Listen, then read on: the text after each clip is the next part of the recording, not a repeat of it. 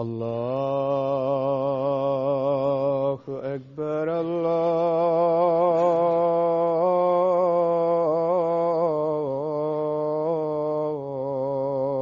الله أكبر الله أكبر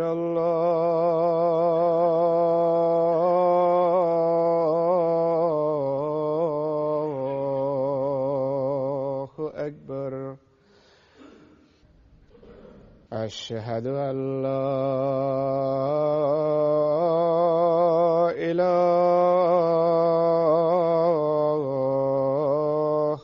إلا الله. أشهد أن لا إله إلا الله. أشهد أن محمدًا رسول الله.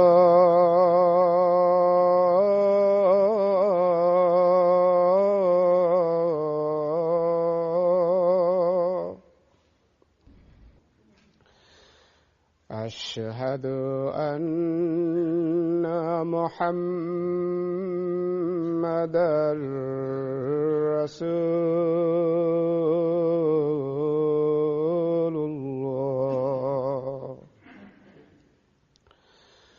حي على الصلاة.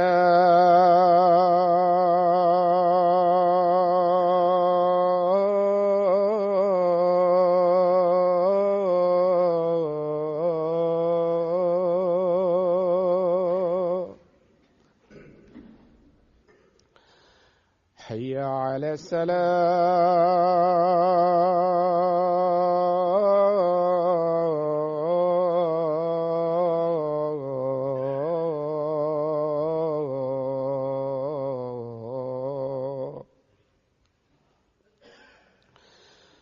حي على الفلاح.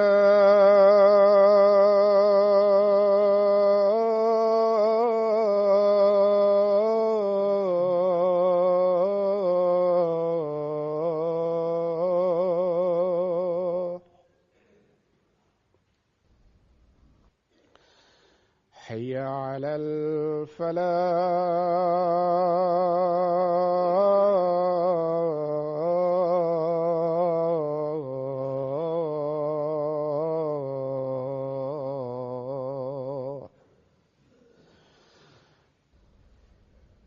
الله أكبر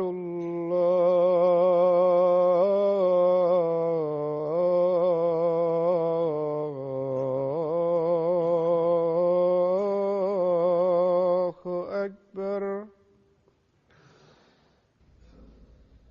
لا إله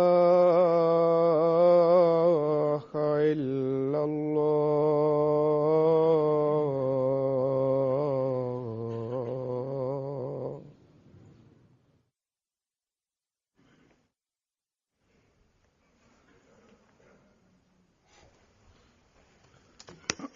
السلام عليكم ورحمة الله.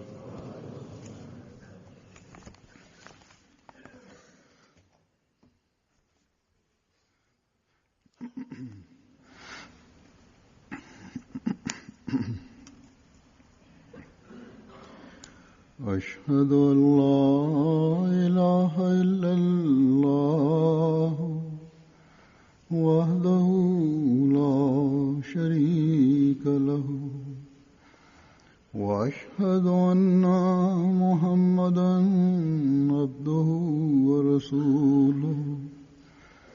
أما بعد فأعوذ بالله من الشيطان الرجيم.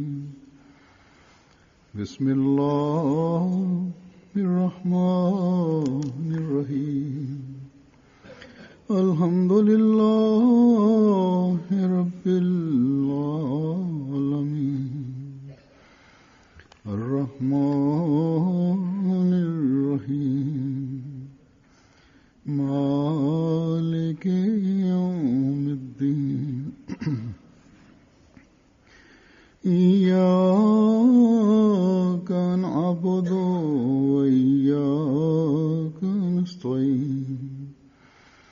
اهدنا الصراط المستقيم صراط الذين أنعمت عليهم غير المغضوب عليهم ولا الضالين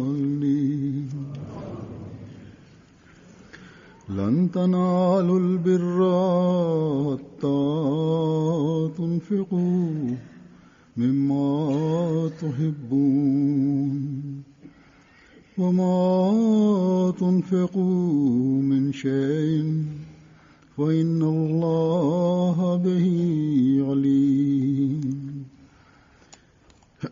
तुम हरगिज नेकी को पा नहीं सकोगे यहाँ तक कि तुम उन चीजों में से खर्च करो जिनसे तुम मोहब्बत La traduction de ce verset est comme suit. Jamais vous n'atteindrez la droiture à moins que vous ne dépensiez de ce que vous aimez. Et quoi que vous dépensiez, assurément, Allah le sait très bien.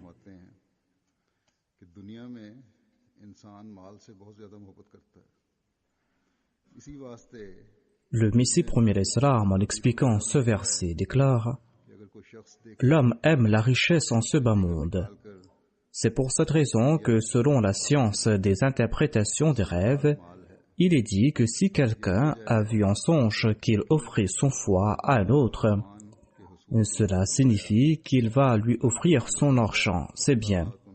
Et afin que l'on ait une foi parfaite, ce verset énonce « Lan tanalul birra hatta tunfiku mimma tuhibbun » à savoir que jamais vous n'atteindrez à la vraie droiture, tant que vous ne dépensez pas de ce que vous aimez le plus. Ainsi, prouver sa sympathie à l'égard de l'humanité exige de dépenser ses biens pour sa cause. Et la compassion envers l'humanité est la deuxième face de la foi.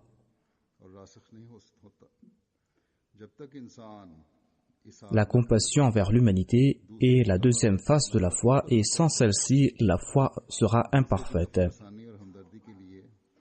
Tant que l'on n'est pas altruiste, l'on pourra accorder quelque avantage aux autres. L'altruisme est une vertu essentielle afin que l'on puisse prouver sa compassion à l'égard des autres. Et ce verset, Lan tanalul birra hatta tunfiqu mimma tuhibbun, ce verset cité plus haut préconise cette vertu et cet altruisme. Dépenser pour la cause de Dieu prouve l'étendue de sa piété, l'étendue de sa taqwa.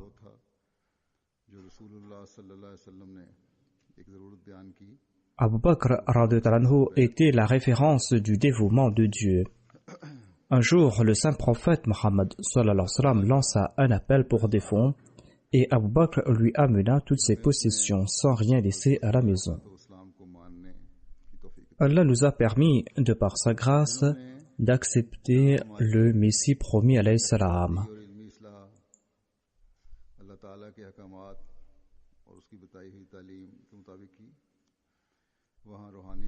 D'une part, le Messie promis alayhi salam a réformé nos doctrines et notre savoir à la lumière des préceptes de Dieu et de ses enseignements. D'autre part, le Messie promis alayhi salam nous a aussi enseigné les principes pour notre progrès spirituel et notre purification à la lumière des préceptes du Saint-Coran. Il a attiré notre attention concernant nos devoirs envers Dieu et envers les hommes. Il a insufflé en nous cet esprit de sacrifice qui nous pousse à sacrifier notre vie, nos biens, notre temps et nos enfants. Il reposait l'espoir en tout membre de sa Jamaat que chaque membre de sa Jamaat fera en sorte que sa condition soit exactement en accord aux préceptes de Dieu. Et c'est là qu'il sera considéré comme un véritable Ahmadi. Ainsi, nous devons nous évertuer à être à la hauteur des attentes du Messie promis alayhi salam.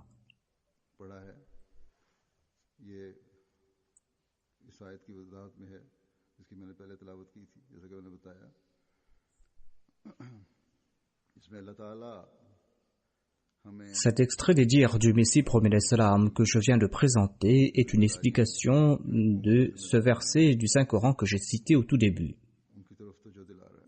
Dans ce verset, Dieu attire notre attention concernant nos responsabilités. Il attire l'attention du croyant concernant ses responsabilités, à savoir concernant les sacrifices financiers, un aspect de ses responsabilités. Certes, c'est un sujet très vaste qui a été mentionné dans ce verset,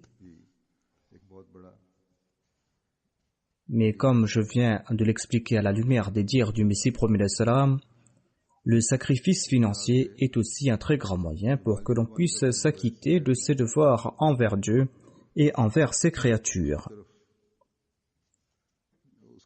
Ainsi, je vais mentionner l'angle des sacrifices financiers qui a été évoqué dans ce verset.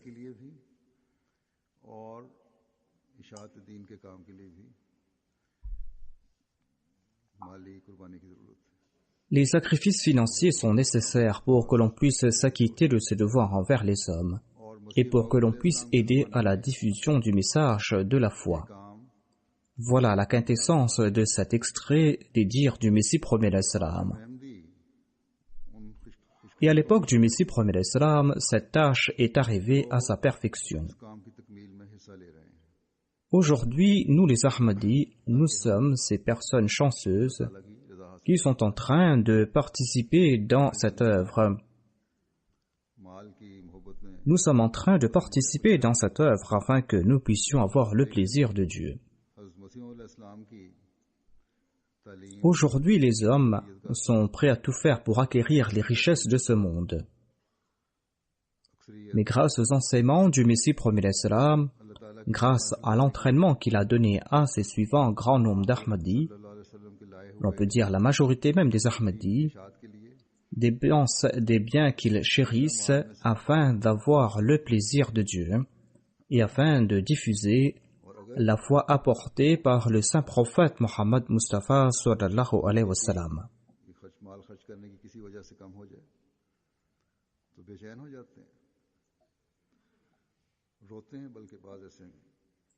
Et si jamais ils n'ont pas les moyens de le faire, si leur capacité à faire des sacrifices diminue, ils en sont fort inquiets, d'aucuns d'entre eux pleurent même.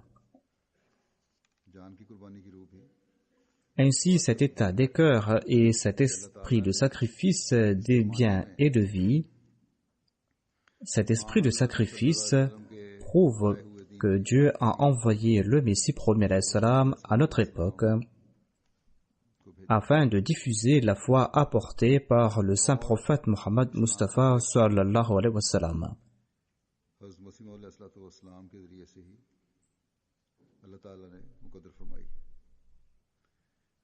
Et Dieu a décrété que le progrès de l'islam se passera maintenant par l'entremise du Messie promis alayhi salam. C'est pour cette raison que Dieu a fait naître dans les cœurs des croyants ce dévouement pour accomplir ce djihad financier.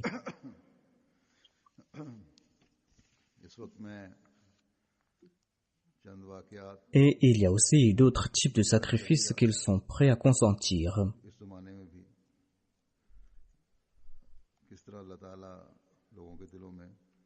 Pour le sermon d'aujourd'hui, je vais mentionner quelques récits, des récits d'aujourd'hui grâce auxquels l'on verra comment Dieu pousse les gens à consentir à des sacrifices.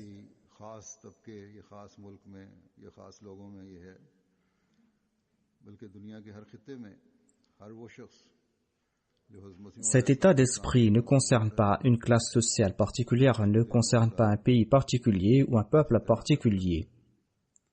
Dieu incite le cœur de toute personne qui se dit disciple du Messie promis salam à consentir à ces sacrifices là où il se trouve, dans chaque coin du monde. Qu'il soit d'un coin reculé d'Afrique, de l'Europe ou qu'il habite une île quelconque. L'Amir Sahib du Burkina Faso rapporte que le président de la Jamaat de la ville de Fada a raconté ceci. Il a dit que cette année-ci, pour l'Eid al-Adha, je n'avais pas d'argent pour acheter des denrées pour préparer le repas de l'Aïd. D'ailleurs, pour l'Aïd, je n'avais pas d'argent pour offrir quelconque sacrifice. c'est-à-dire il n'avait pas de quoi acheter un animal pour le sacrifice. Durant ces jours, le missionnaire nous encourageait à contribuer dans le fonds de Tahrik Jadid. Et il a prodigué des conseils concernant ses sacrifices financiers et le président a déclaré que j'ai offert 2000 francs pour avoir quelques bénédictions. Et je me suis dit que Dieu va combler mes besoins.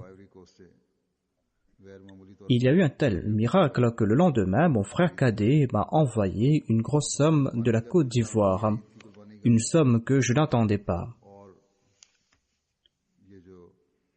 Ainsi, dit-il, il a pu offrir des sacrifices et il a pu aussi subvenir aux besoins de sa famille.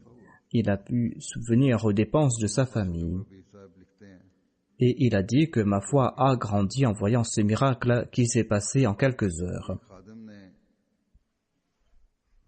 Le missionnaire de Dédougou du Burkina Faso raconte qu'il y avait un khadim de la région qui avait acheté des graines de coton afin de les vendre pour se faire un peu de profit.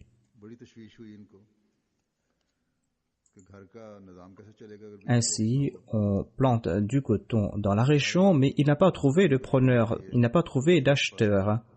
Il était très inquiet parce qu'il ne savait pas comment faire tourner la marmite, puisqu'il n'avait pas de clients. En tout cas, un jour, il est parti voir le missionnaire.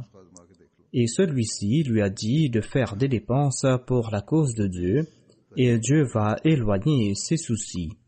Il lui a dit d'essayer cette formule. Et le jeune homme a dit qu'il a contribué dans le fonds de Tahrik Jadid, et il a fait la promesse que si Dieu lui confère sa grâce, eh bien il offrira 10 000 francs de plus.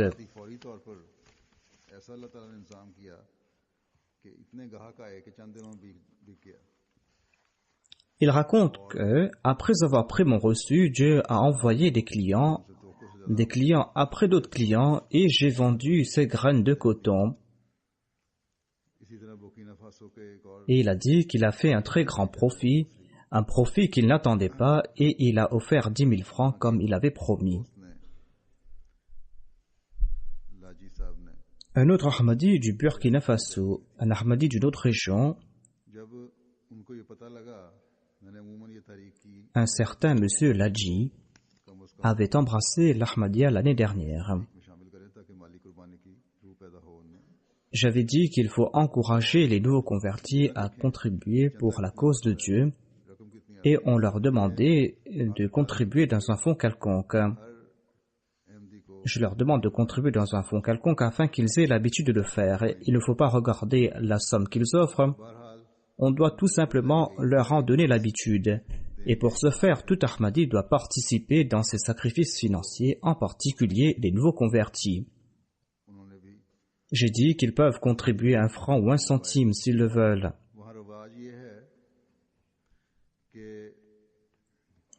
C'est ainsi que cet Ahmadi a contribué dans ces fonds. Les gens de la région sont des cultivateurs. Ils ne contribuent pas à des sommes d'argent, mais ils offrent leur contribution en genre. Et ils offrent leurs produits agricoles et ils demandent à la Jamaat de leur envoyer des sacs afin qu'ils puissent les remplir.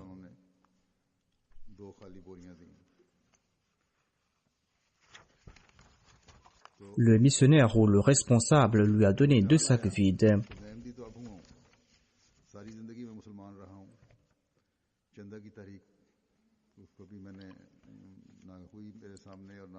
Et ce nouveau Ahmadi s'est dit que je suis Ahmadi depuis pas longtemps, j'ai été musulman toute ma vie, mais jamais je n'ai contribué pour la cause de Dieu.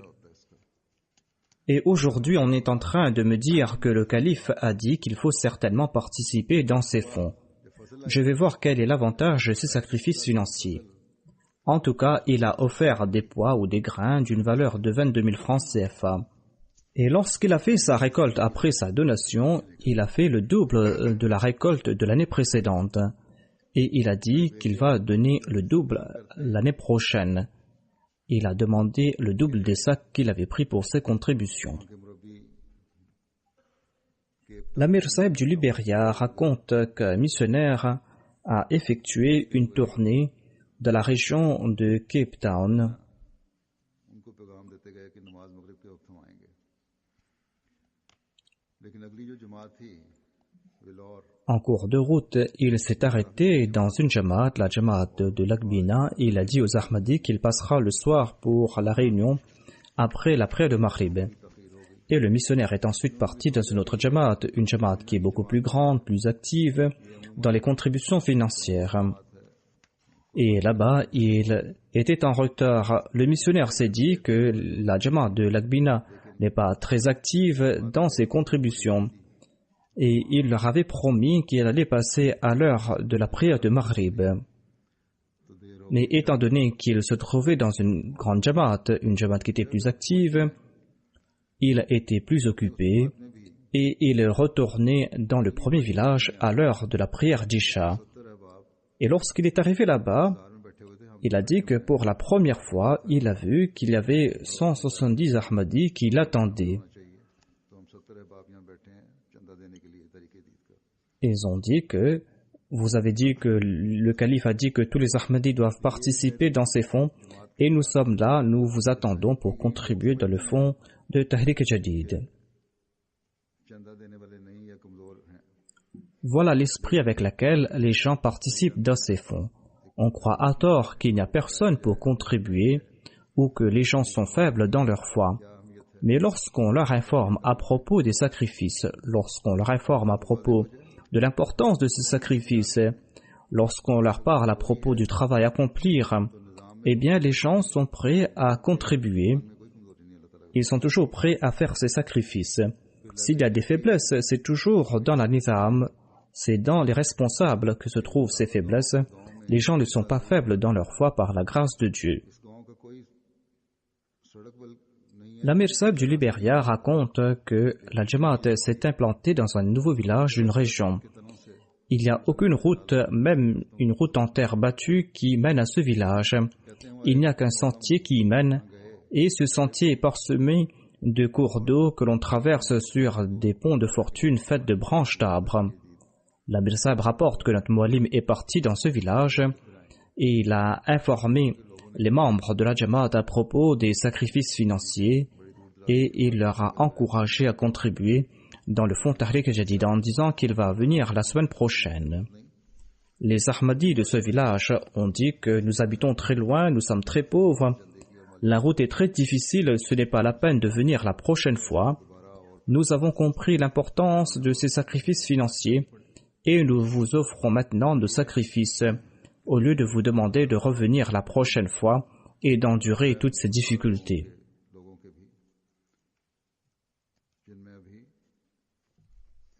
Voyez comment Dieu met ses sentiments dans les cœurs de ses habitants de ces villages éloignés.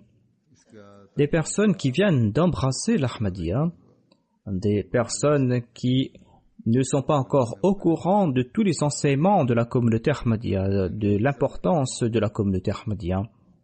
Mais en dépit de cela, dès le premier jour, ils ont consenti à des sacrifices et ils ont progressé dans ce domaine. L'Amir Sahib du Bénin raconte qu'il y a un Ahmadi de Porto Novo, du nom de M. Machoudi, qui a offert la somme de plus d'1 millier de livres sterling, environ 1280 €.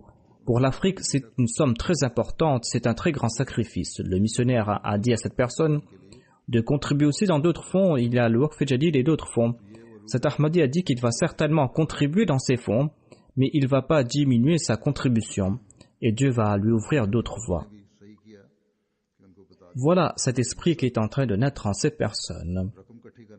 En tout cas, le missionnaire a très bien fait d'informer cette personne à propos de ces autres fonds, car le but n'est pas d'amasser des sommes, le but c'est d'engendrer cet esprit de sacrifice afin que l'on puisse se purifier l'âme. Il y a eu récemment la conférence de la Khatm an-Nubuwwa Arabwa, conférence organisée par les non-Ahmadis. Une conférence qui est organisée tous les ans, une conférence qui est aussi organisée ici au Royaume-Uni. Un mullah a dit que de grandes puissances sont en train de soutenir financièrement la Jamaat Ahmadiyya. C'est pour cette raison que la Jamaat Ahmadiyya est en train de progresser dans le monde. Mais dans son discours, Dieu lui a fait dire dans sa fougue que la Jamaat Ahmadiyya est en train de progresser parce que même les pauvres parmi les Ahmadis sont en train de consentir à des sacrifices financiers.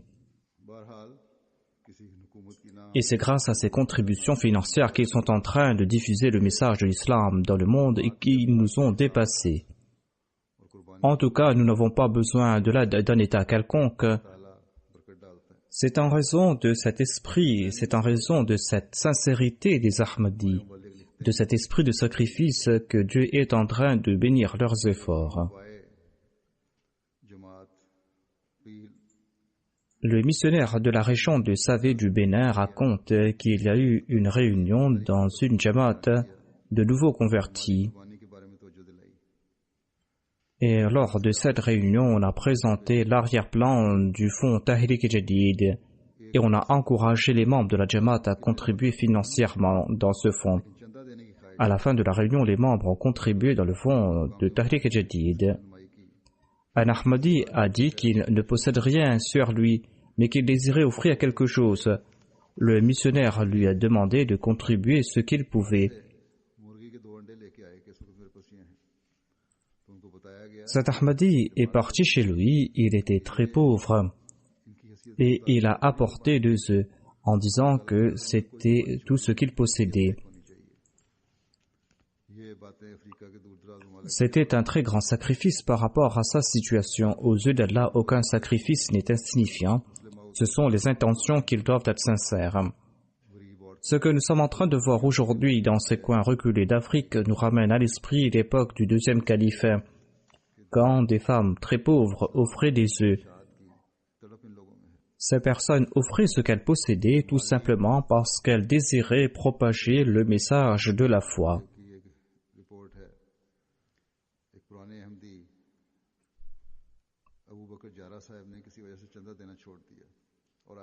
On rapporte qu'il y avait un ancien Ahmadi du Mali, un certain monsieur Abu Bakr Jara, qui avait cessé de cotiser dans les fonds de la Jamaat pour quelque raison. Petit à petit, il ne participait plus dans les programmes de la Jamaat. Et il ne voulait rien entendre en dépit des conseils qu'on lui a prodigués. Après quelque temps, il est venu à la mission et il a payé sa cotisation en disant que la nuit, dans un rêve, il a vu qu'il était en train de se noyer dans une eau très profonde et que personne ne lui venait en aide. C'est après qu'il a vu une embarcation de laquelle se trouvait le Messie premier d'Islam qui lui a attrapé la main et qui l'a placé dans l'embarcation. Et il lui a dit « Ne sois jamais négligent concernant tes contributions financières ». Après ce rêve, il a promis qu'il ne sera jamais négligent concernant ses contributions financières et qu'il ne sera non plus négligent concernant les œuvres de la Jamaat. Ainsi, d'une part, cela prouve l'importance des contributions financières et cela prouve aussi la véracité du Messie premier d'Islam. Dans un pays très éloigné et dans un coin reculé de ce pays éloigné, une personne a embrassé l'Ahmadiyya, ensuite elle s'est éloignée de la Jamaat et Dieu lui a guidé de nouveau à travers des rêves vers la Jamaat. Un Daïn-e-Allah de la région de Cotonou du Bénin rapporte qu'il était parti faire des tournées pour collecter les sommes pour la fitrana ou pour la sadaqatul fitr. Et lorsqu'il était en tournée, il a rencontré un chef de famille. Et cette personne lui a dit qu'il ne possédait que 1500 francs CFA et que sa femme allait accoucher après 2 jours et qu'il avait besoin de 4500 francs CFA et qu'il devait aussi payer son loyer de 3500 francs parce que son propriétaire était en colère contre lui parce qu'il n'avait pas pu payer son loyer. Cette personne a dit à ce Daïn-Allah, à M. Shafiou, qu'il ne possédait rien. Et M. Shafiou lui a prodigué des conseils. Mais c'est vrai aussi qu'en pareille situation, on ne devrait pas contraindre cette personne de contribuer, mais en tout cas, il a prodigué des conseils à ce chef de famille. Et lui a dit que s'il contribuait en pareille situation, eh bien Dieu lui allait lui accorder des faveurs. En pareille situation, les missionnaires de là-bas aurait dû aider ces personnes. En tout cas, grâce à l'événement qui va suivre, l'on comprendra comment Dieu aide ceux qui se joignent à la Jamaat du Messie promis alayhi salam et comment Dieu s'occupe aussi de ces personnes qui se joignent à sa communauté et comment leurs paroles s'accomplissent. Quand le secrétaire lui a dit qu'Allah lui accordera son soutien et que ses sacrifices vont porter des fruits, eh bien, ce chef de famille a offert 1000 francs CFA comme fitrana, comme sadqatul fitr, et il a offert le 500 francs restant pour le fonds Tahrik Jadid. Avant 3 jours, cet Ahmadi est parti rencontrer ce secrétaire et lui a dit que le jour où vous avez pris cette somme de 1500 francs CFA, une personne est venue et m'a offert 10 000 francs CFA. Et il m'a dit qu'un tel vous a envoyé cette somme, une somme qu'il devait me rembourser. Il m'avait emprunté 12 000 francs CFA et il ne m'avait pas remboursé en dépit de mes rappels. Mais sans rien lui demander, il m'a remboursé cette dette. Dieu a poussé ce débiteur à me rembourser la somme qu'il me devait. Il a dit qu'il a pu payer son loyer et que l'accouchement de sa femme s'est déroulé dans les meilleures conditions et que Dieu lui a accordé des enfants.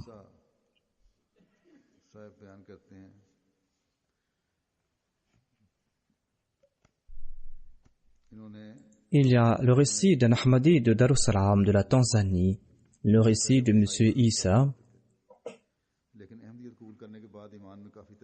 Il avait embrassé l'Ahmadiyya dans les années 90. Il était auparavant chrétien. Et il a grandi dans sa foi après avoir embrassé l'Ahmadiyya. Maintenant, il est moussi par la grâce de Dieu. Et il participe dans les fonds financiers. Il contribue toujours plus que ce qu'il promettait de payer en son nom et au nom de sa famille. Et il a dépassé les anciens Ahmadis.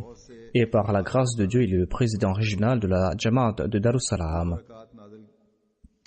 Il raconte, depuis que j'ai commencé à dépenser pour la cause de Dieu, j'ai vu pleuvoir sur moi d'innombrables faveurs divines.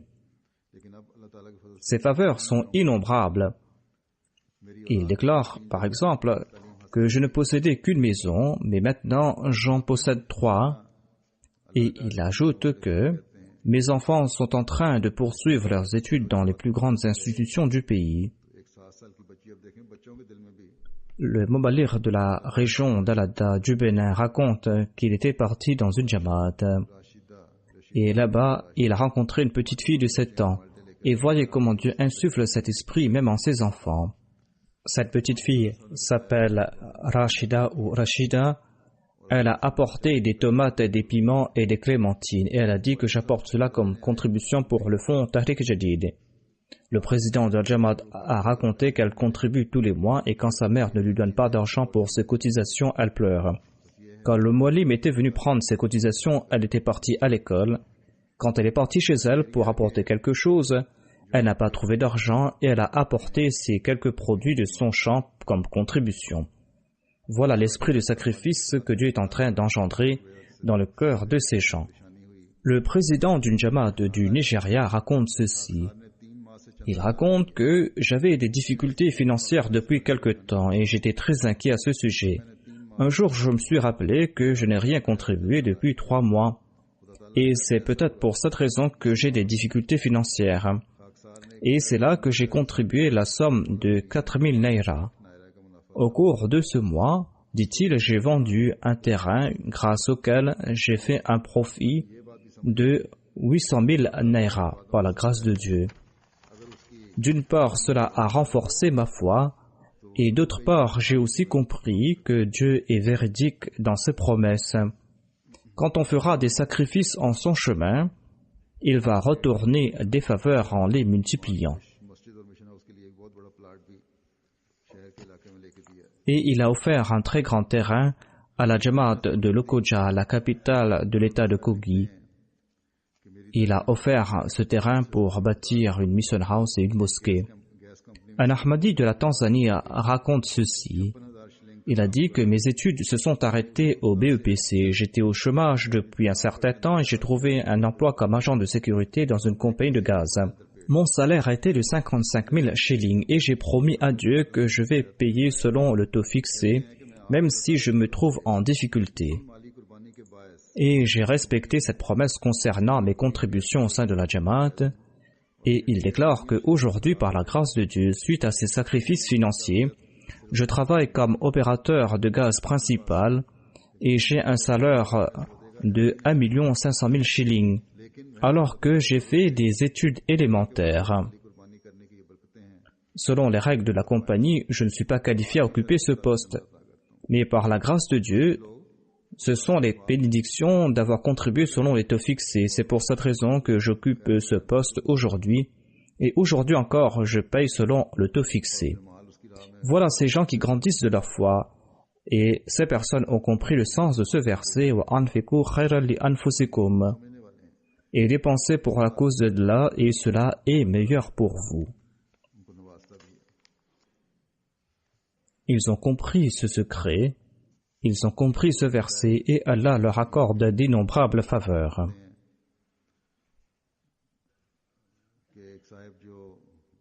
Monsieur Shahabuddin, inspecteur de Tahrik Jadid de l'Inde, rapporte qu'il y avait un Ahmadi de la région qui était très actif. Il était très actif dans ses contributions financières, mais malheureusement son business a été affecté. Il avait un business d'immobilier et il était très inquiet depuis plusieurs mois. Et il a téléphoné à M. Shahabuddin et lui demandé des prières. Il m'avait aussi écrit pour des prières.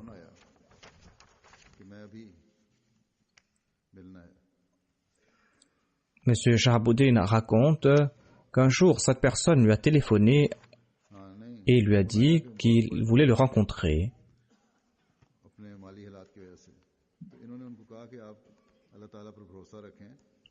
Il lui avait téléphoné et lui a dit qu'il était très inquiet en raison de sa situation financière. Et M. Shahabuddin lui a dit « Placez votre confiance en Allah et faites 2 rakats de prière et partez vous endormir. » Mais l'intéressé lui a téléphoné de nouveau quelque temps après et il a demandé à M. Shahabuddin de l'attendre et de ne pas se coucher et qu'il désirait le rencontrer. Il est venu le voir avec une très grosse somme d'argent et il lui a dit que lorsqu'il priait, eh bien, une personne qui lui devait de l'argent, qui lui devait une très grosse somme, lui a téléphoné et il lui avait prêté une très grosse somme et il a dit que j'avais perdu espoir que cette personne allait me rembourser. En tout cas, cette personne m'a téléphoné et m'a demandé de venir prendre cette somme qu'il me devait. Étant donné que je désirais contribuer pour la cause d'Allah, Dieu lui-même a créé cette situation pour moi. Monsieur Bashiruddin Naïb Mokul Mal de Qadian rapporte qu'il y avait un Ahmadi qui avait augmenté sa promesse de 50% et cette personne est partie au travail. Quelque temps après, cet Ahmadi a téléphoné au secrétaire de Tahrik Jadid et il lui a dit que dès qu'il avait écrit sa promesse et qu'il était sorti de la mosquée, on lui a téléphoné pour l'informer que son business a fait de grands profits. Il pense que c'est là une faveur de Dieu et ce sont là les bénédictions du Tahrik Jadid. Et il lui a demandé de doubler sa promesse. Il avait déjà augmenté sa promesse de 50% et il lui a demandé de doubler sa promesse et il a payé le tout. Le missionnaire de Kerala raconte qu'il y avait un Ahmadi qui avait doublé sa promesse de Tahrik Jadid. Il avait doublé sa promesse par rapport à l'année dernière et par la grâce de Dieu, il a contribué une très grosse somme cette année-ci. L'intéressé lui a dit que 7 ans auparavant, lorsqu'il avait lancé son business, il n'avait qu'un capital de 30 000 roupies, il avait 3 employés. Et maintenant, par la grâce de Dieu, il a 8 usines de caoutchouc, de bois et de meubles en Inde, en Indonésie et à Dubaï. Et il a plus de 500 employés. Ce progrès est le résultat du fait qu'il a contribué selon les taux promis. L'intéressé dit que chaque fois qu'il contribue, jusqu'au soir Dieu lui accorde davantage et que jamais il n'a fait face à des difficultés financières. Le Naïb Wakilul Mal de Rabwa, un certain monsieur Talha Ahmad Azizam, raconte ceci. Il a dit que j'étais en tournée à Karachi et là-bas j'ai rencontré un khadim à qui j'ai encouragé de contribuer dans le fonds Tahrik Jadid. Il m'a dit d'augmenter sa promesse moi-même. Je lui ai dit que je ne connais pas votre situation financière et nous avons tout simplement un barème à atteindre pour la région. Augmentez votre promesse selon votre situation.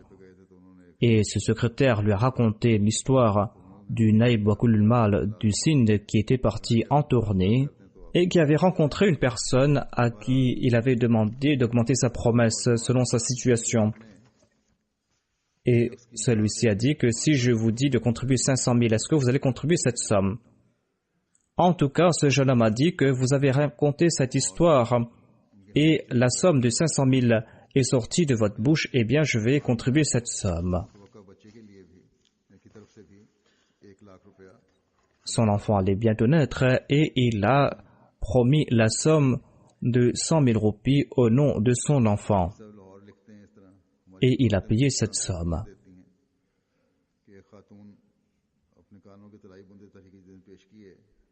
L'Amir Saheb de Lahore raconte aussi un sacrifice d'une dame, des dames qui sont en train de faire de grands sacrifices.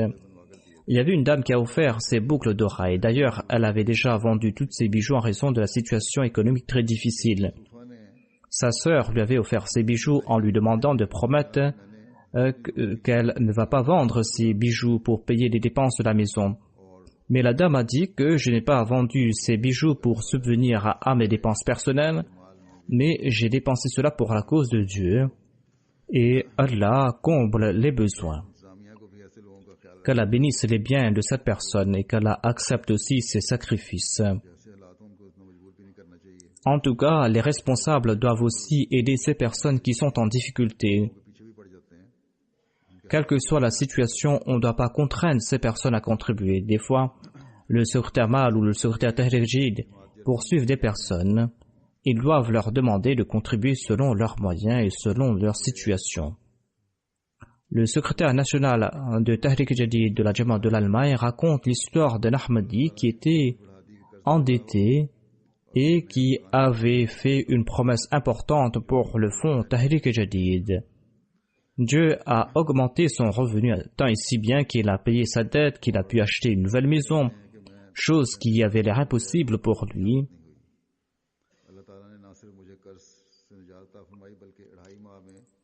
Il habite en Allemagne depuis 35 ans et jamais il n'a eu pareil revenu.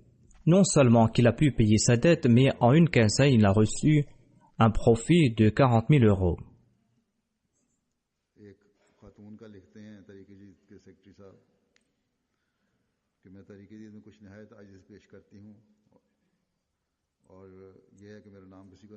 Le secrétaire du plan Tahrik Jadid rapporte le récit d'une dame qui a dit que « Je vous présente certains faits à condition que l'on ne mentionne pas mon nom ». En tout cas, cette dame a consenti à un très grand sacrifice. Elle a dit que « Je désire uniquement le plaisir de Dieu. Je ne veux pas qu'on mentionne mon nom ». Elle a offert de nombreux bijoux et de grosses sommes d'argent. Elle a dit « Priez qu'Allah exauce mes souhaits concernant mon fils, qu'Allah exauce son souhait. » Le missionnaire en charge de la Jamaat de la Suisse raconte qu'il y avait un Ahmadi suisse d'origine macédonienne qui avait embrassé l'Ahmadiyya en octobre de l'année dernière. 5 jours avant la fin de l'année du Tahrik Jadid, il a offert la somme de 1000 francs suisses en embrassant la Jamaat sans faire de promesse. Et il a promis d'offrir 1000 francs suisses pour l'année suivante. Au cours de l'année, lorsqu'il a compris l'importance des sacrifices financiers, il a doublé sa promesse et il a promis d'offrir 2000 francs suisses pour le plan Waqf Jadid. La firme pour laquelle il travaille lui a offert un stage qui coûte très cher.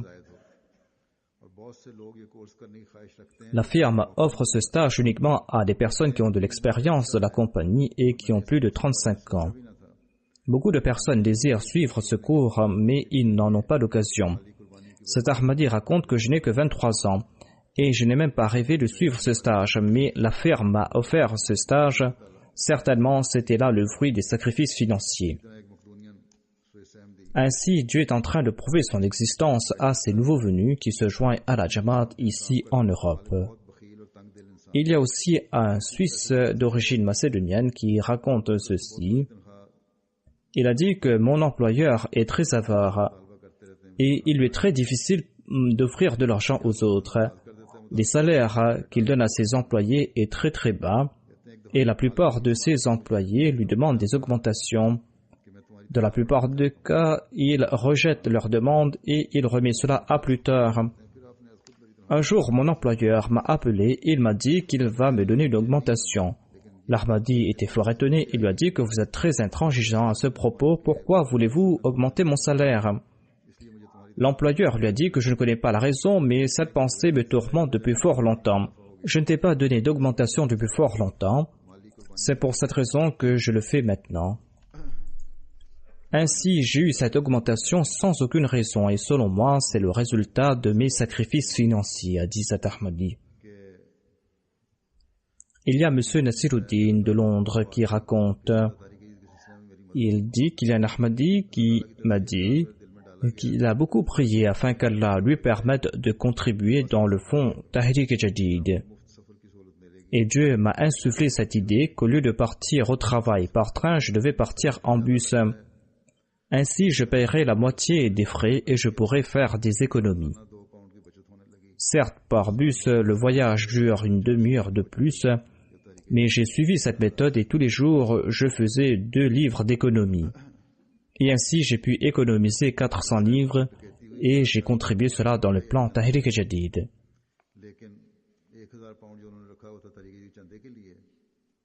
Il y a un Ahmadi de Londres qui raconte qu'on a cambriolé sa maison et qu'on lui a tout volé excepté la somme de 1000 livres sterling qu'il avait réservée pour le plan Tahrik Jadid. Et il a offert cette somme par la suite. Il faut prendre des précautions contre les voleurs. La police donne des avertissements en particulier aux gens de l'Asie parce qu'ils ont des bijoux à la maison. Mais d'aucuns prennent plus de précautions qu'il en faut. Ils ferment à clé leurs portes et leurs fenêtres et cachent les clés. Et des fois eux-mêmes ou leurs femmes ou leurs enfants n'arrivent pas à sortir de leur maison.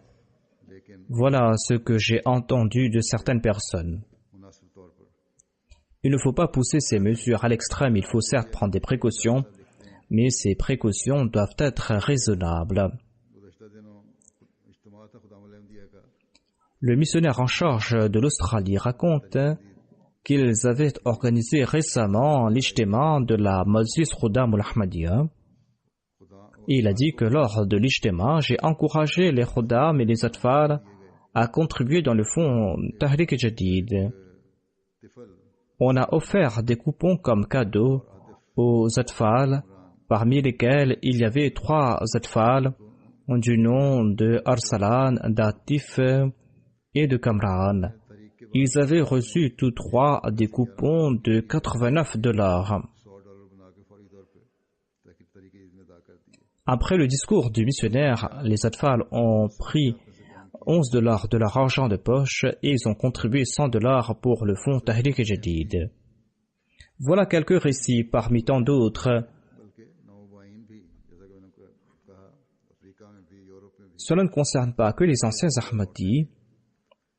Même les nouveaux Ahmadis sont en train de contribuer, tout comme je viens de le démontrer en Afrique, en Europe, des enfants, des femmes.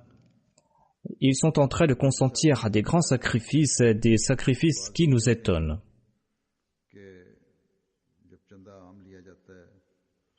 Un missionnaire m'a écrit récemment et il m'a dit dans sa lettre que d'aucuns disent qu'étant donné que l'on doit contribuer dans la Chanda Am, dans cette contribution obligatoire, alors pourquoi aussi contribuer dans ces autres fonds comme dans le fonds du Tahrik Jadid et Waqf Jadid? Le missionnaire lui-même a écrit la réponse dans sa lettre. Il a dit que celui qui a fait ces critiques n'est pas lui-même régulier dans ses contributions de la Chanda'am. Et il ne vient même pas régulièrement à la mosquée et il ne paye pas ses contributions. Voilà ces personnes qui font ces critiques. Sachez quand même que la Chanda'am est certainement prioritaire. Tous ceux qui ont des revenus doivent contribuer dans la Chanda'am. Ensuite, selon ces moyens, on doit contribuer dans le plan Tahrik Jadid, Waqf Jadid et dans les autres fonds. Mais il faut que les nouveaux venus, les nouveaux convertis, les enfants et les jeunes, il faut que les hommes et les femmes qui n'ont pas de salaire ou de revenus contribuent dans ces fonds volontaires afin qu'ils aient l'habitude de consentir à ces sacrifices financiers. Mais sachez aussi que Dieu est en train d'élargir la diffusion du message de l'islam et cela ne cessera pas. Cette tâche ne cessera de s'élargir. Nous aurons à consentir à des sacrifices financiers et nous devons être vigilants à ce propos. Ces quelques fauteurs de troubles dans ces jamaats empoisonnent l'esprit des autres personnes. Pour leur information, je dois leur dire ici que aujourd'hui, par la grâce de Dieu, la MTA est diffusée dans le monde entier par l'entremise de 10 satellites.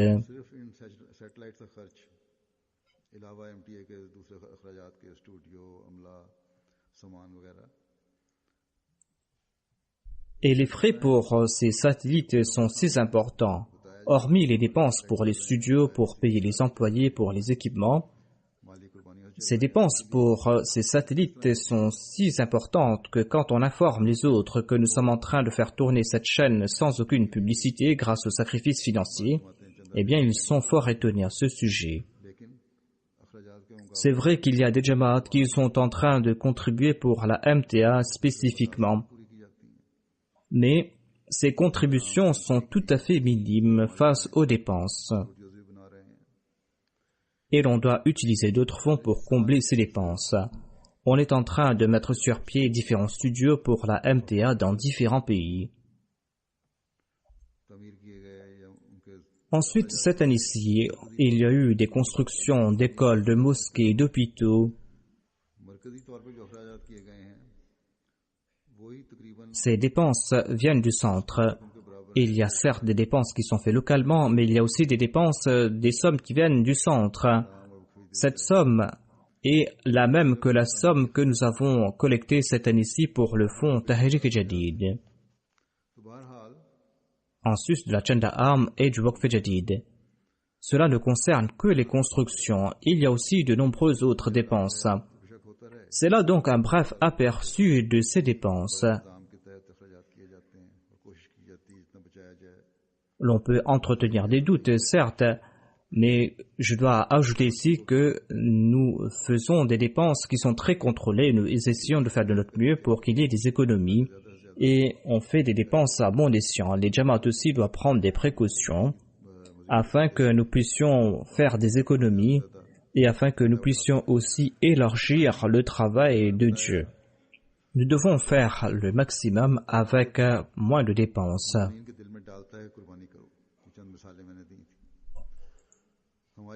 C'est Allah qui insuffle cet esprit de sacrifice dans les Ahmadis, dans les cœurs des croyants. Je viens de vous citer quelques exemples. Nous ne faisons pas 1/100 de ces efforts. C'est Dieu qui pousse les cœurs. Il pousse les cœurs parce qu'il sait quelles sont les nécessités de sa foi, de sa religion. C'est lui qui est en train de combler ses besoins. J'ai cité l'exemple d'une personne d'Afrique qui s'était écartée de la Jamaat et que le Messie premier l'Islam lui-même a attiré l'attention de cette personne. Dieu est en train de nous faire participer dans ses plans et une vertu ouvre la voie à une autre vertu.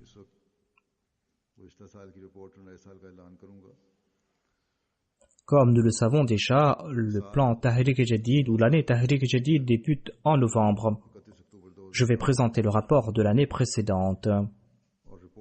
La 80e année du plan Tahrik Jadid est arrivée à sa fin le 31 octobre dernier.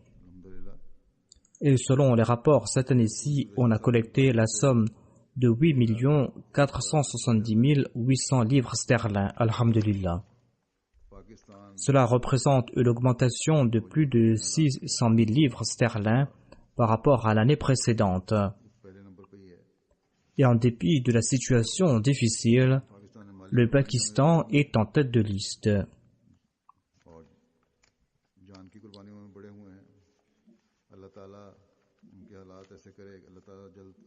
Le Pakistan ou la Jamaat du Pakistan est imbu d'un grand sens de sacrifice de biens et de vie.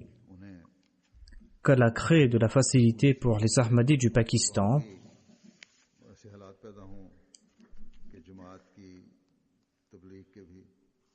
afin qu'ils aient de la tranquillité et pour que les voies pour le tabligh s'ouvrent pour nous là-bas au Pakistan.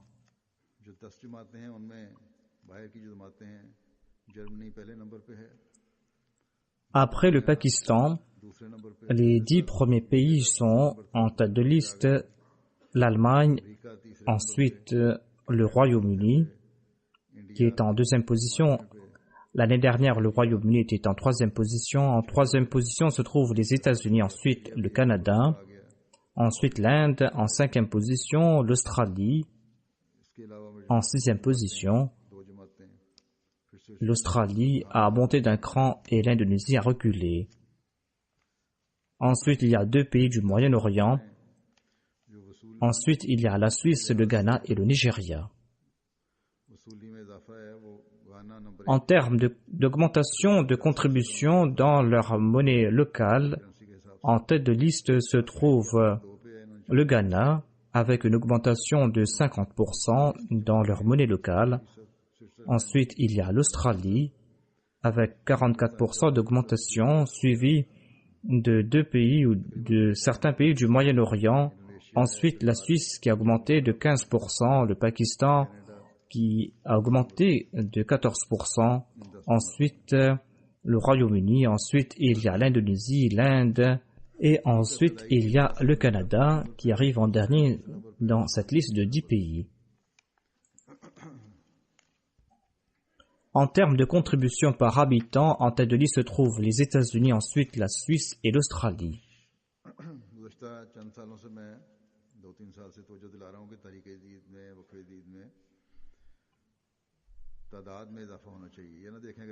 Depuis quelques années, j'attire votre attention concernant le fait que l'on doit augmenter le nombre de cotisateurs dans ces 2 fonds Tahrik Jadid. On ne doit pas se soucier du fait d'augmenter les contributions, mais il faut augmenter le nombre de contributeurs. Et par la grâce de Dieu, cette année-ci, il y a eu 1 211 700 contributeurs. Et au cours de ces 4 dernières années, il y a eu une augmentation de 600 000 contributeurs. Et il y a certaines jamaats qui sont en train de faire beaucoup. Il y a Kababir, le Bénin, il y a le Cameroun, Guinée-Conakry et le Sénégal. Pour l'Afrique, le Ghana est en première position, suivi du Nigeria, de l'île Maurice, du Burkina Faso, la Tanzanie, le Bénin, la Gambie, le Kenya, la Sierra Leone et l'Ouganda. Le Daftar Awwal, le premier registre, comprenait 5 927 contributeurs, dont 105 sont toujours en vie. Et les familles de ceux qui sont décédés sont en train de contribuer en leur nom, ou d'autres jamaats sont en train de contribuer au nom de ces personnes qui sont décédées.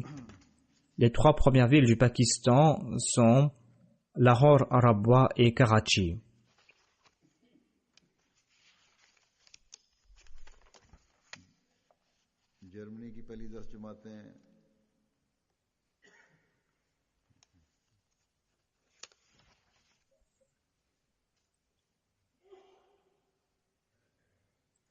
Pakistan के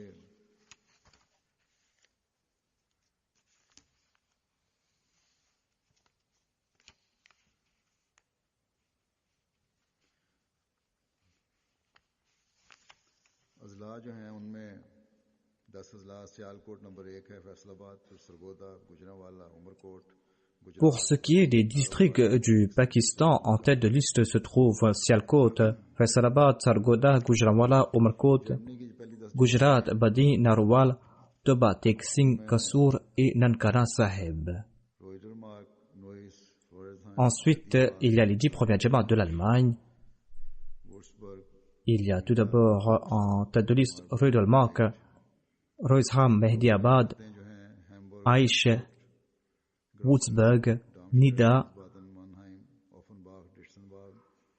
et les 10 premiers émirats sont Hambourg, Francfort, Grossgrau, Darmstadt, Wiesbaden, Meinheim, Offenbach, Wolfhindon, Waldorf et Richtad. Les 10 premiers Jamaat du Royaume-Uni sont les suivants: Masjid Fazal, Worcester Park, New Malden, West Hill, Mosque West, Birmingham Central, Cheam, Rains Park, Gillingham, Baitul Futu. Pour les petits Jamaat du Royaume-Uni, il y a en tête de liste Birmingham Spa, Bournemouth, Wolverhampton, Spen Valley et Coventry. Les 5 premières régions du Royaume-Uni par rapport aux contributions sont la région de Londres, la région du Midlands, North East, South et Middlesex. Les premières Jamaat des États-Unis sont les suivants. Il y a tout d'abord la Jamaat du Silicon Valley, Los Angeles East, Détroit, Seattle et Harrisburg. Pour le Canada, les 5 premières Jamaat sont la Jamaat de Calgary, Peace Village, Vaughan et Vancouver. Et pour ce qui est des régions, en tête de liste se trouvent Edmonton, Ottawa, Durham, Saskatoon, Milton, Georgetown et Lloydminster. Pour l'Inde, les 10 premières provinces sont Kerala, Calicut, Tamil Nadu, Jammu Kashmir, Bengale et Delhi.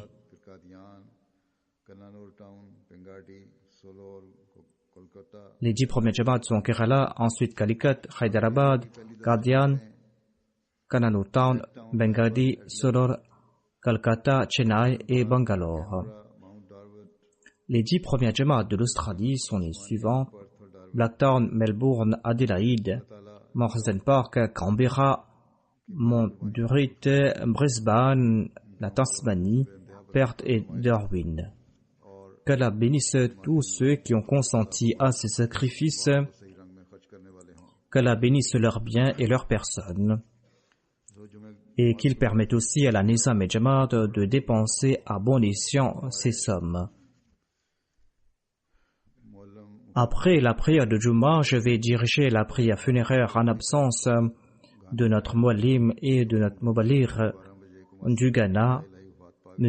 Al-Hajj Yusuf Edousi Saheb, qui est décédé à Kumasi le 2 novembre dernier. Inna lillahi wa inna ilayhi raji'un.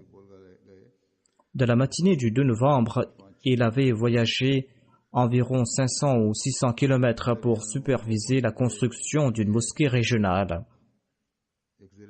Il avait aussi visité une région où se trouvaient des nouveaux convertis. Il est parti donc superviser une autre construction d'une autre mosquée. Il devait passer la nuit à Tamale, mais il a insisté qu'il devait retourner à Kumasi, où il habitait. Lorsqu'il a atteint la ville, il a eu un malaise alors qu'il voulait uriner. Il est tombé et son chauffeur l'a porté à la maison. Arrivé à la maison, il a dit qu'il avait des douleurs au ventre. Et à la maison, il se coucha dans le véranda. Il avait de très grandes douleurs. Et sa famille l'a transporté à l'hôpital. Il était toujours conscient. Il a dit au médecin de lui faire une anesthésie. Mais dès que le médecin commençait à l'examiner, eh bien, Yusuf Saheb est décédé.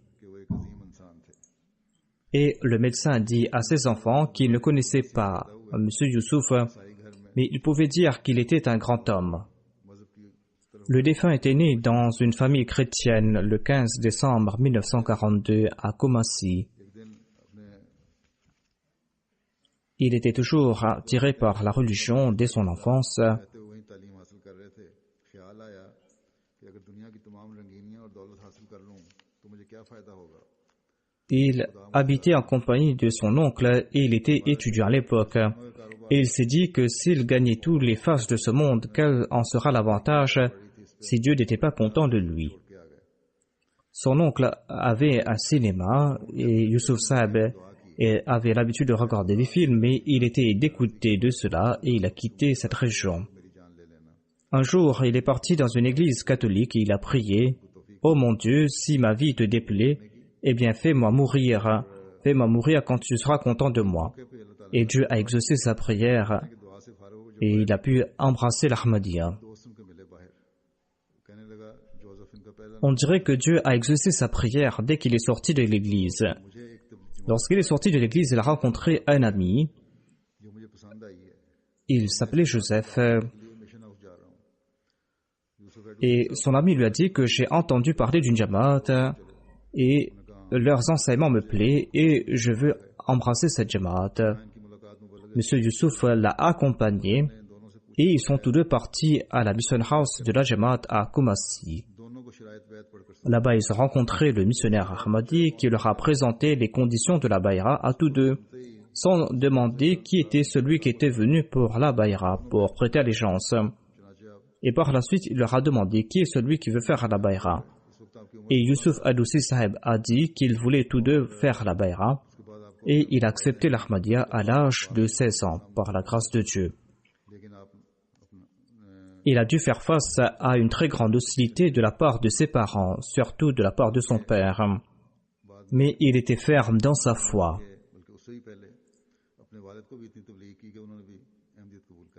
Au contraire, plus tard, il a pu prêcher à son père et son père a par la suite embrassé l'Ahmadiyya grâce à ses efforts. À l'âge de 20 ans, il a terminé ses études à la Jamia du Ghana. Ensuite, il s'est marié à Amina Edoussi Sahiba. Après avoir embrassé l'Ahmadiyya, il n'a cessé de grandir dans sa spiritualité. À l'âge de 40 ans, il était tombé gravement malade et les médecins avaient dit qu'il devait amputer sa jambe. Certains médecins disaient que sa maladie était si grave qu'il ne vivra pas longtemps. Et il disait que quand les médecins se fatiguaient de lui, il faisait lui-même ses injections pour soulager sa douleur. Il disait à sa jambe, « Oh ma jambe, je suis un homme de Dieu, je suis le serviteur du Messie promis. Je dois partir dans différents endroits pour faire le tablir et tu ne pourras pas m'arrêter. » Et en tout cas, il aimait faire le tablir, moi-même je l'ai vu. Ensuite, le 4e calife l'avait envoyé aux États-Unis pour se faire traiter. Et le 4e calife avait écrit au médecin qui allait lui traiter qu'il a beaucoup de chance de pouvoir s'occuper de M. Youssouf, ce malade. Le calife a dit au médecin que ne croyez pas que c'est Youssouf qui est venu vous voir. Faites comme si c'est moi qui est venu vous voir comme malade, parce que Youssouf m'est très cher. Prenez soin de lui comme si vous êtes en train de vous occuper de moi. En tout cas, les médecins ont suggéré 4 opérations et après la 3e opération, Yusuf Saab a refusé de subir une autre opération.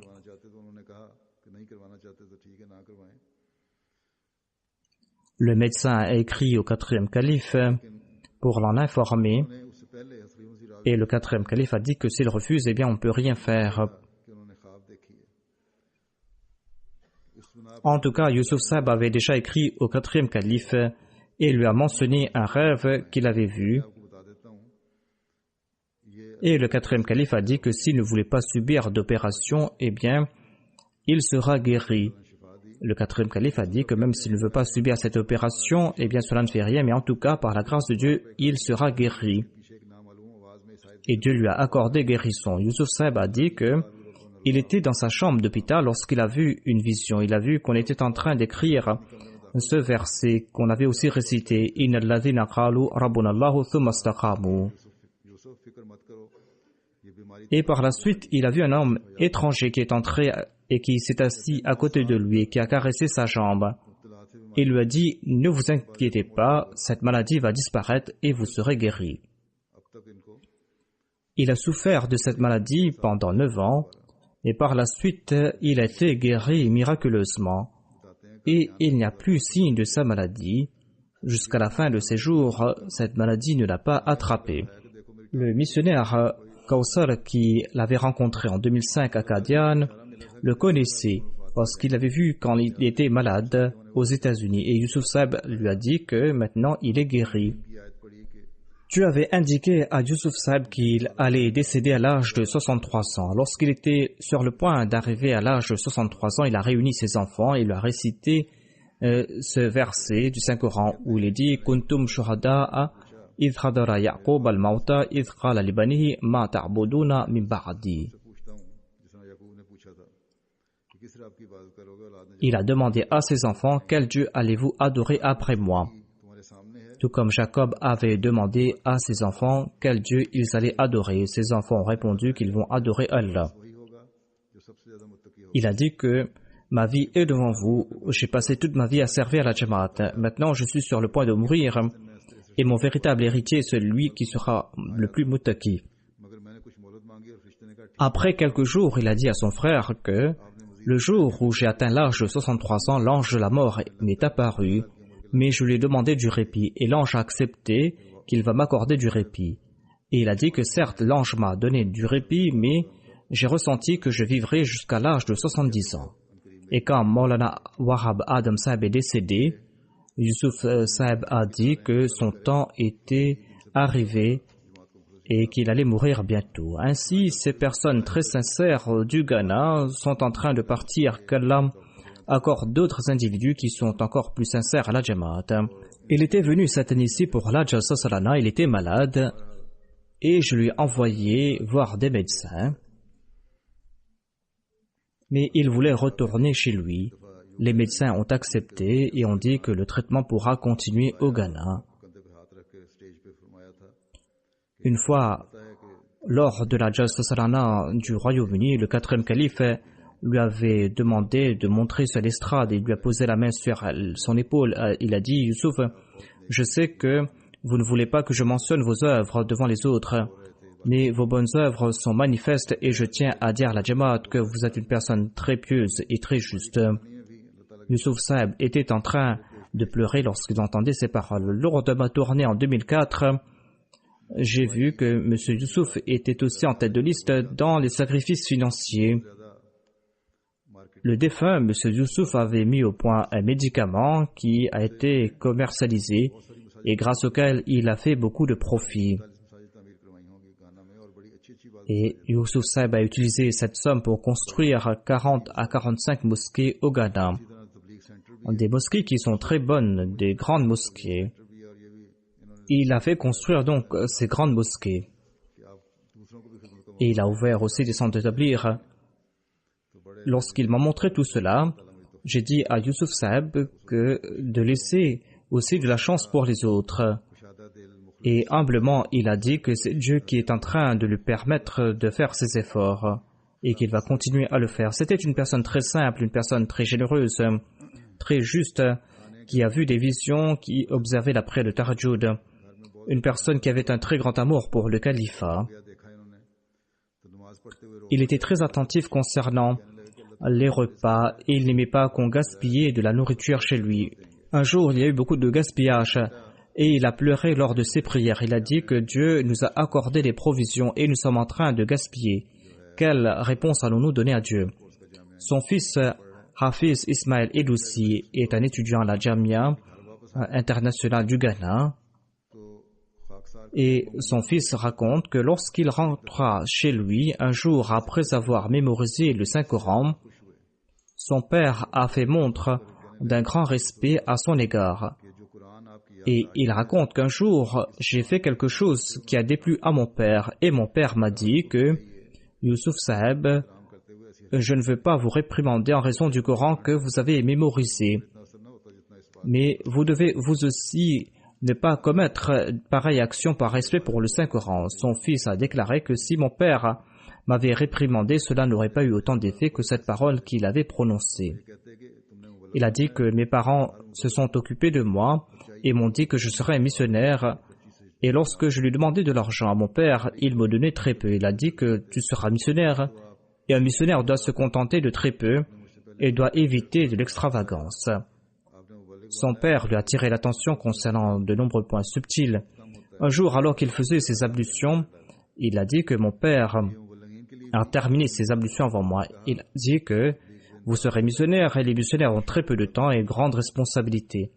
Par conséquent, vous devez faire beaucoup de choses en très peu de temps. Yusuf Saib était un modèle pour les missionnaires. Il avait beaucoup de zèle pour l'établir. Il était aussi très simple. Dieu lui a permis de bâtir beaucoup de mosquées au Ghana. Dieu lui a accordé beaucoup de biens. Et son dernier voyage, il l'a fait pour la construction d'une mosquée. Il a pu aussi traduire ou travailler sur la traduction du Saint-Coran dans une langue régionale du Ghana. Le fils d'Abdul Wahab Saib raconte que Yusuf Saib était en tête de liste dans ses contributions financières.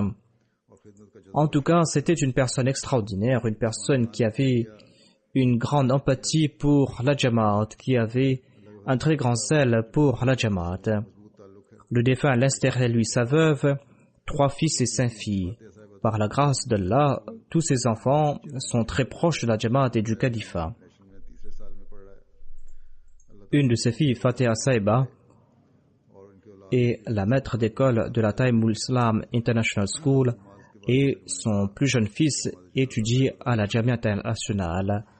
Qu'Allah exalte son station et qu'il fasse que ses enfants grandissent dans leur sincérité. Après la prière de Juma, je vais diriger sa prière funéraire.